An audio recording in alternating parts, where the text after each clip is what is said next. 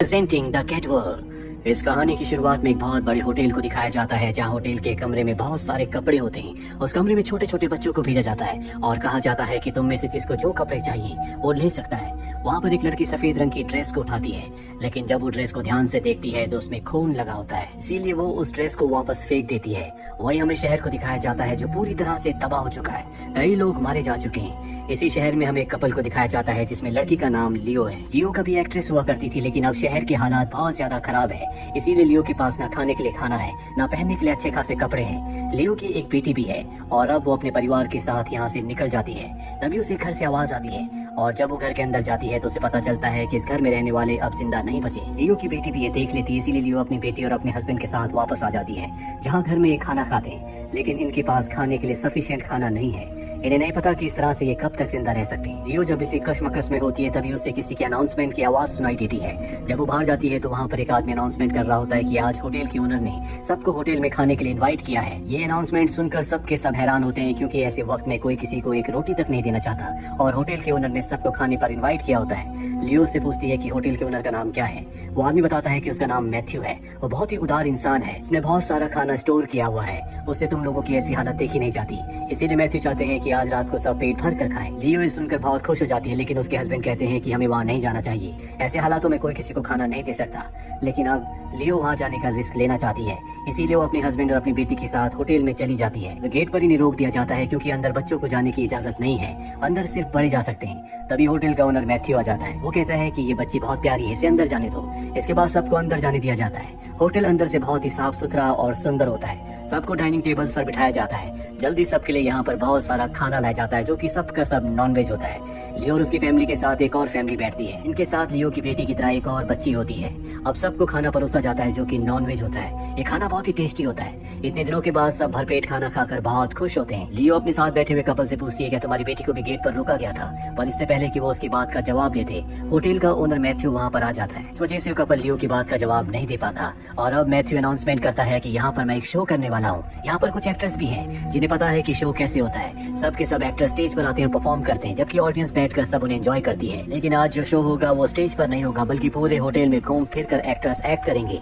सभी ऑडियंस को एक एक मास्क दिया जाएगा, जिस मास्क को पहनकर वो पूरे होटल में घूमते फिरते शो को एंजॉय कर सकते हैं। सभी सुनकर बहुत ज्यादा एक्साइटेड हो जाते हैं, क्योंकि आज से पहले ना किसी ने कुछ ऐसा देखा था और ना ही इस बारे में कुछ सुना था। अब यहाँ पर एक कपल उठता है जो नकली की फाइट करना शुरू कर देता है, जिसके बाद लड़की पर्दों के पीछे चली जाती है।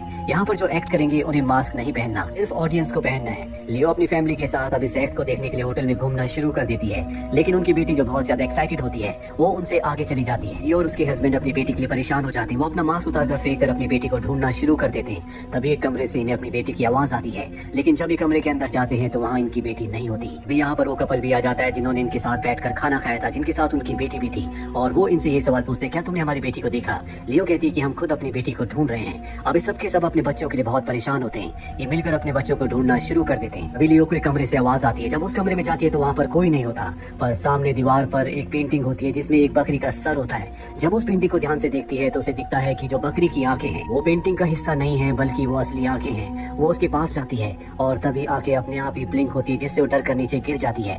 वहाँ पर उसे एक ईयररिंग दिखता है जो कि उस दूसरे कपल की बेटी का होता है, और अब लियो अपनी बेटी के लिए और ज्यादा परेशान हो जाती है। ये सभी कमरों में अपनी बेटी को ढूंढना शुरू कर देते हैं। अभी ये देखते हैं कि एक कमरे में एक आदमी है जो शीशे में अपने आप को देखकर बहुत उल्टा सीधा कह रहा है। जब ये उसके पास जाते हैं तो पलटता है और अपने आप को नुकसान पहुंचाता है, जिससे दोनों के दोनों डर जाते हैं। तभी यहाँ पर एक लेडी आती है जो कि मैनेजर है। वो उस कमरे में देखकर कहती है कि तुमने बहुत अच्छी एक्टिंग की, अब अपना सामान उठाओ और यहाँ से निकल जाओ।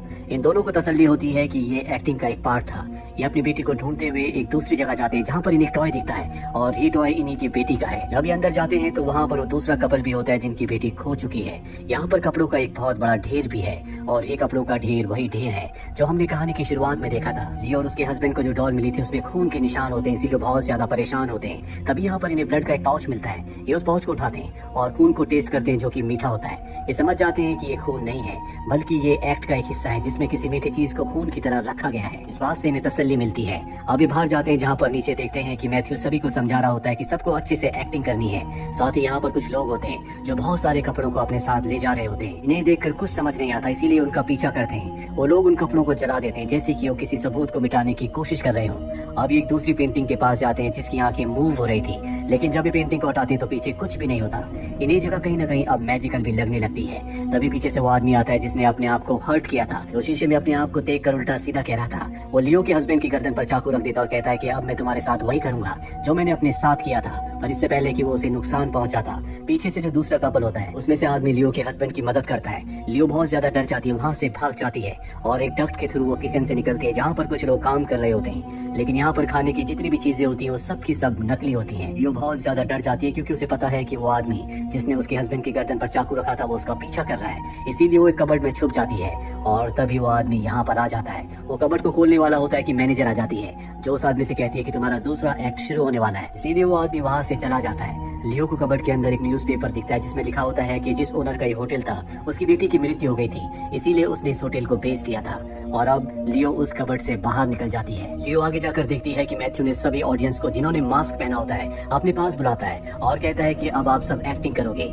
और आपके लिए मैं नई ऑडियंस लेकर आया हूँ। दरअसल जो पहले एक्टिंग कर रहे थे अब वो सब के सब लोग गायब हैं। लियो को कुछ भी समझ नहीं आता, इसीलिए एक बार फिर से वो उसी कमरे में जाती है जहाँ पर उसे बकरी के सिर वाली पेंटिंग दिखी थी जिसके अंदर से आंखें मूव हो रही थी। वहाँ पर एक बटन होता है, जैसे ही वो उस बटन को दबाती है वो एक जगह गिर जाती है। ये बहुत ही अजीब जगह होती है जहाँ पर किसी भी इंसान का आना मना है। वहाँ पर बहुत सारे होल्स होते हैं। इन होल से होटल के अलग अलग कमरों में देखा जा सकता है और ये जो होल्स होते हैं ये हर एक पेंटिंग की आंखें होती है। इसीलिए लियो को लग रहा था कि पेंटिंग की आंखें मूव हो रही हैं। दरअसल उस वक्त उस पेंटिंग से कोई उसे देख रहा था।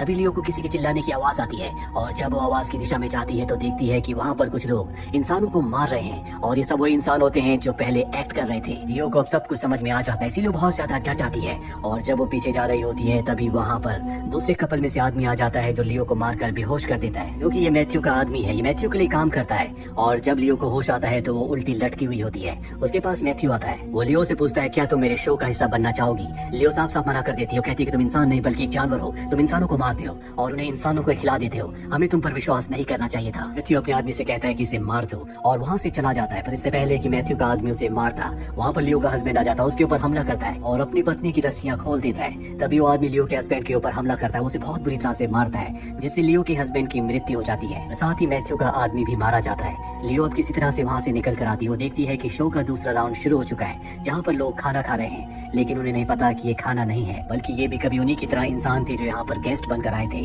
और अब लियो सबको बचाना चाहती है, इसीलिए सबके सामने जाती है और मैथ्यू की हकीकत सबको बता देती है, पर कोई उसकी बात पर विश्वास नहीं करता। मैथ्यू कहता है कि यहाँ पर तुम्हारी बात पर कोई विश्वास नहीं करेगा, सबको ये लगता है कि तुम एक्ट कर रही हो।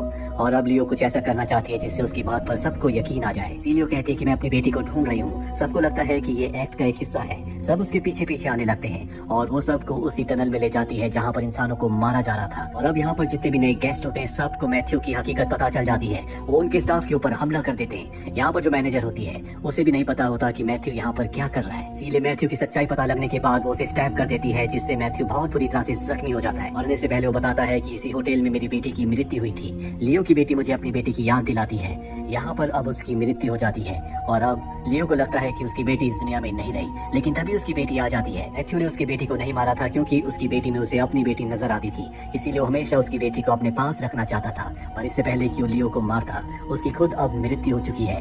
लियो अपनी बेटी को लेकर बाहर निकल जाती है जहाँ पर चारों तरफ तबाही है। दरअसल यहाँ पर न्यूक्लियर डिजास्टर हुआ है जिस वजह से पूरी दुनिया अब खत्म होने की कगार पर है। हालांकि वहाँ से तो बच गई, लेकिन अब वो इस नई दुनिया में कैसे बचेगी जहाँ पर हर तरफ बीमारी और भूख है, उसे कुछ नहीं पता। इसी के साथ ये फिल्म यहीं पर खत्म हो जाती है। ये फिल्म हमें दिखाती है कि कहीं ना कहीं दुनिया खत्म होने की कगार पर भी वो लोग जिनके पास पावर है, जिनके पास पैसा है, वो अपने से कमजोर लोगों को यूज करते हैं, उनका फायदा उठाते हैं ताकि खुद वो पावर में रह सके। तो ये थी पूरी कहानी फिल्म कैडिवर की। उम्मीद करते हैं कि ये कहानी आपको पसंद आई होगी।